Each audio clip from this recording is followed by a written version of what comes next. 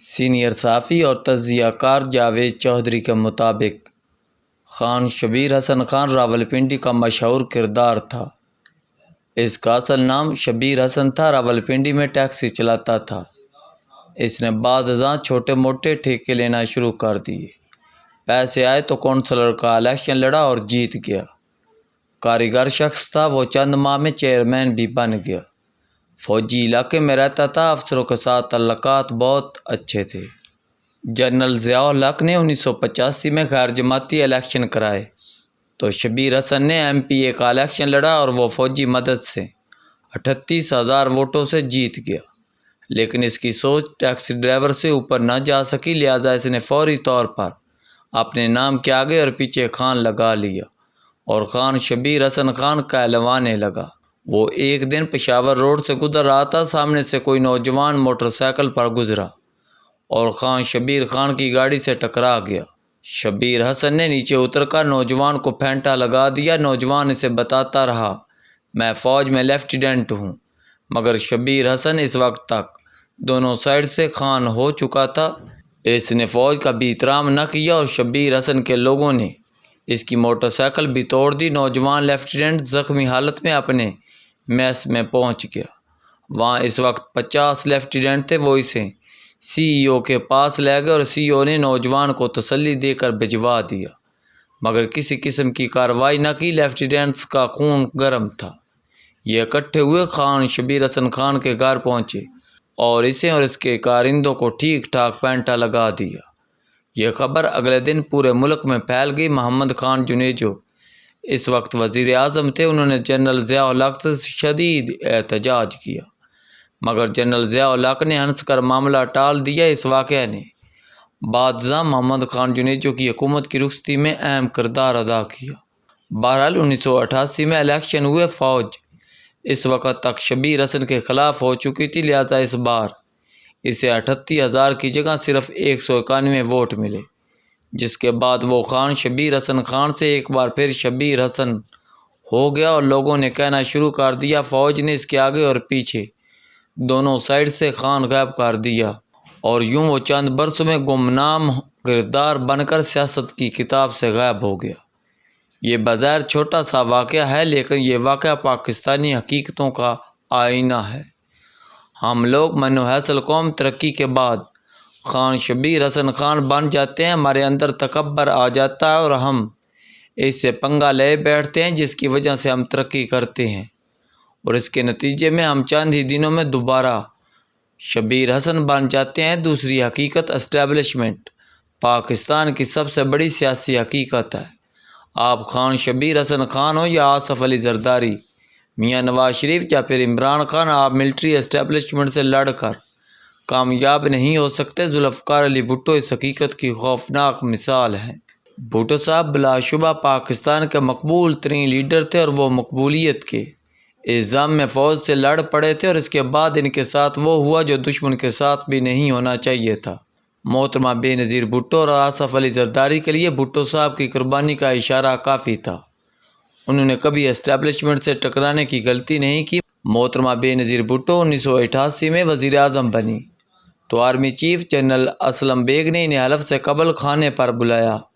ملک ریاض اس واقعہ کے گواہ ہیں۔ جنرل اسلم بیگ نے اس رات کھانے کی میز پر بے نظیر بھٹو اور آصف علی زرداری سے کہا تھا، جنرل ضیاء الحق میرے چیف تھے، میری آپ سے درخواست ہے آپ کے دور میں ان کی فیملی کو کوئی تکلیف نہیں ہونی چاہیے، اور دوسرا میرے چیف کے خلاف بھی کوئی کارروائی نہیں ہونی چاہیے۔ یہ درخواست حکم تھا اور بے نظیر بھٹو اور آصف علی زرداری اس حکم کو سمجھ گئے۔ آپ کو یاد ہوگا بے نظیر بھٹو کے دور میں اعجاز الحق نے جلسہ عام میں کلاشنکوف لہرا دی تھی۔ انہیں گرفتار کر لیا گیا تھا، لیکن جنرل نصیر بابر کو GHQ سے ایک فون آیا اور اعجاز الحق 2 گھنٹے بعد گھر میں اپنی والدہ کے ساتھ چائے پی رہے تھے، جبکہ شیخ رشید اسی کیس میں 2 سال جیل رہے۔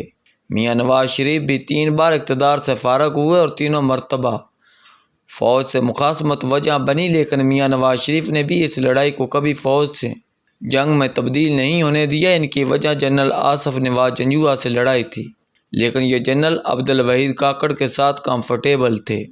جنرل پرویز مشرف سے ان کا ٹھیک ٹھاک پھڈا ہوا، مگر انہوں نے جنرل کیانی کے ساتھ آئیڈیل تعلقات رکھے اور جنرل ریل شریف اور جنرل باجوہ کے ساتھ ان کے فاصلے تھے، مگر یہ جنرل عاصم منیر کے ساتھ ٹھیک ٹھاک ہیں۔ آپ دیکھ لیں یہ جنرل سے لڑ رہے ہیں، مگر یہ اس لڑائی کو ادارے کے ساتھ لڑائی میں تبدیل نہیں ہونے دے رہے۔ آصف علی زرداری اور مولانا فضل الرحمان بھی اسی فٹ پرنٹ پر چل رہے ہیں، جبکہ عمران خان نے جنرل باجوہ کے ساتھ لڑائی کو فوج سے لڑائی میں تبدیل کر دیا، اور یہ اسی غلط فہمی کا شکار بھی ہیں کہ میں یہ جنگ جیت جاؤں گا، جبکہ حقیقت یہ ہے اس خطے میں انگریز بھی لوکل فوج کی مدد کے بغیر داخل نہیں ہو سکا تھا، اور یہ ہمارا ڈی این اے ہے۔ میں شروع میں سمجھتا تھا عمران خان کا ایشو صرف جنرل باجوہ ہیں، یہ باقی فوج کے ساتھ کمفرٹیبل ہے، جبکہ جنرل باجوہ میری رائے سے اتفاق نہیں کرتے تھے۔ ان کا خیال تھا یہ بیٹی کو سنا کر بہو کو سمجھا رہے ہیں، یہ پورے ادارے کو تباہ کرنا چاہتے ہیں۔ وقت نے جنرل باجوہ کی بات سچ ثابت کر دی۔ آپ آج دیکھ لیں عمران خان کی لڑائی فوج سے جنگ میں تبدیل ہو چکی ہے، اور army chief general Asim Munir کے خلاف بھی اب ٹرینڈز شروع ہو چکے ہیں۔ لندن اور امریکہ میں عمران خان کی حمایت اور فوج کے خلاف مظاہرے شروع ہو چکے ہیں۔ عمران خان اب خود بھی بغیرت کا لفظ استعمال کر رہے ہیں، اور یہ حافظ اور حاجی کے الفاظ کے ذریعے بھی مذاق اڑا رہے تھے۔ جنرل عاصم منیر اگر ایک شخص ہوتے تو عمران خان بے شک دن رات ان کا مذاق اڑاتے، مگر یہ فوج کے سربراہ ہیں، اور فوج بہرحال پاکستان کی واحد بائنڈنگ فورس ہے۔ یہ وہ رسی ہے جس نے پورے ملک کو باندھ رکھا ہے، یہ اگر کھل گئی تو ملک بکھر جائے گا، اور مجھے بعض اوقات محسوس ہوتا ہے عمران خان یہی چاہتے ہیں، یہ اس ملک کو توڑ پھوڑ کر برابر کرنا چاہتے ہیں۔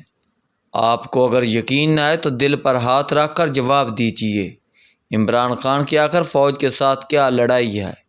کیا یہ جنرل باجوہ سے یہ نہیں چاہتے تھے فوج کاف لیگ، ایم کیو ایم اور باب پارٹی کو ان کے ساتھ بٹھائے اور پی ڈی ایم کو ڈنڈے کے زور پر عدم اعتماد کی تاریخ واپس لینے پر مجبور کرے؟ اور کیا انہوں نے اس کے عوض انہیں ایکسٹینشن کی آفر نہیں کی تھی؟ کیا یہ نہیں چاہتے تھے جنرل عاصم منیر کو آرمی چیف نہ بنایا جائے، اور یہ اس تقرری کو روکنے کے لیے لانگ مارچ لے کر اسلام آباد نہیں آئے تھے؟ اور کیا یہ اب بھی یہی نہیں چاہتے وفاقی حکومت توڑ دی جائے؟ کیا یہ نیا آئین بنانے اور ملک کو پارلیمانی سے صدارتی نظام میں تبدیل کرنے کی اجازت نہیں چاہتے؟ یہ نیب، ایف آئی اے اور اینٹی کرپشن کو اکٹھا کر کے وزارت داخلہ کا ماتحت نہیں کرنا چاہتے؟ اور پھر جنرل فیاض حمید کو وزیر داخلہ نہیں بنانا چاہتے تھے، اور خان صاحب یہ نہیں چاہتے وزیر اعظم صدارتی نظام کے بعد صدر، آرمی چیف، چیئرمین نیب اور چیف جسٹس کو کسی بھی وقت ڈی نوٹیفائی کر سکے، اور 37 لیفٹیننٹ جنرلز براہ راست وزیر اعظم کے ماتحت ہوں، اور نیوکلیئر اور میزائل پروگرام بھی وزیر اعظم کے کنٹرول میں ہو۔ اور آپ دل پر ہاتھ رکھ کر جواب دیجیے، آج اگر جنرل عاصم منیر ان کی آدھی خواہش مان لیں تو کیا عمران خان اپنی ہر تقریر میں ان کا نام عقیدت سے نہیں لیں گے؟ اور کیا یہ اپنے ہر خطاب سے پہلے ان کی تلاوت نہیں چلوائیں گے؟ لہٰذا میرے خیال میں عمران خان کا مسئلہ کوئی ایک جنرل نہیں ہے، پوری فوج ہے جو اسے سیدھا کرنا چاہتے ہیں، اور یہ اس کھیل میں اکیلے نہیں ہیں۔ میں آج دوبارہ کہہ رہا ہوں، یہ ملک اور یہ طرز سیاست دونوں اکٹھے نہیں چل سکتے۔ آپ نے اگر ملک کو بچانا ہے تو پھر آپ کو چند بڑے فیصلے کرنا پڑیں گے۔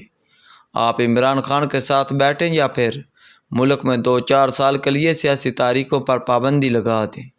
آپ کو بہرحال کوئی فیصلہ کرنا ہوگا، ملک اس طرح نہیں چل سکے گا، اور یہ اس وقت کی ایک ننگی حقیقت ہے۔